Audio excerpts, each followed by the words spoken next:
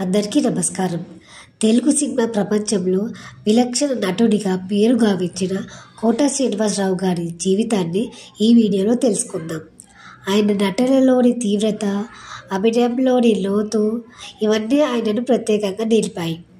ఇప్పుడు శ్రీనివాసరావు గారి బాల్యం మరియు విద్య. ఆయన జూలై 10, 1942 కంకిపాడు అనే గ్రామంలో ఆంధ్రప్రదేశ్లో జన్మించారు. చదువులో ఆసక్తి కలిగి ఉండేవారు. ఆయన అసలు వ్యాసంగం ఫార్మసీ. నటన తన వృత్తిగా కాకుండా మొదట హాబీగా మొదలైంది. ఇప్పుడు నాటకాలలోనే సినిమా వైపు ప్రయాణం. ఆయన నటన ప్రయాణం నాటకాలతో మొదలైంది. తర్వాత అతని ప్రతిభ చూసిన దర్శకులు సినిమాలో అవకాశం ఇచ్చారు. 1978లో ప్రణతి అనే సినిమాతో ఆయన సినీ రంగం ప్రవేశం చేశారు. ఇప్పుడు తనికెళ్ళ బర్రి చెప్పిన మాటలు. తనికెళ్ళ బర్రి గారు ఓసారి చెప్పారు, కోటగారి కళ్ళలోనే కథ చెబుతుంటాయి. ఇది ఆయన నటనా ప్రతిభకు గొప్ప ఉదాహరణ.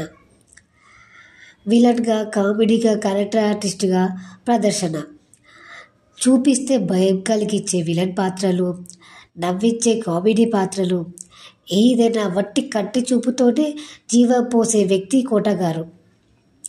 అమ్మోరు, ఆహా, మణి, మల్లీశ్వరి వంటి సినిమాల్లో ఆయన పాత్రలు చిరస్మరణీయంగా మారాయి. ఇప్పుడు పురస్కారాలు మరియు గౌరవాలు.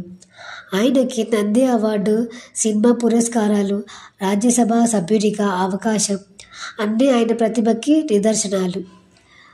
2015లో పద్మశ్రీ అవార్డు కూడా లభించింది. ఇంటర్వ్యూలలో కనిపించే నిజాయితీ.